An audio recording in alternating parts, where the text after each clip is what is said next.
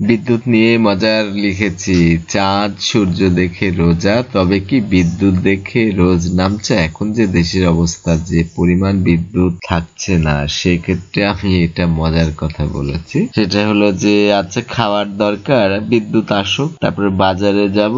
এখন তো বিদ্যুৎ আছে, একটু পরে চলে যাবে, তাহলে যখন বিদ্যুৎ যাবে তখন বাজারে যাব, বাইরে যাব, মানে সবকিছু কাজ এখন বিদ্যুতের সাথে সম্পর্কযুক্ত। ছাদে যাব না, এখন থাক, যখন ইলেকট্রিসিটি চলে যাবে তখন ছাদে যাব। তাই আমি লিখেছি চাঁদ সূর্য দেখে রোজা, তবে কি বিদ্যুৎ দেখে রোজ নামচা। মানে আমরা যা যা করছি প্রতিদিন সেটা বিদ্যুতের সাথে সঙ্গতি রেখে। আর আমরা যে রোজা রাখি, চাঁদ উঠেছে তার মানে রোজা শুরু হয়ে গেল।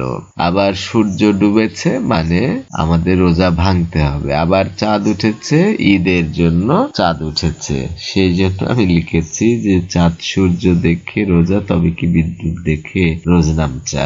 ধন্যবাদ।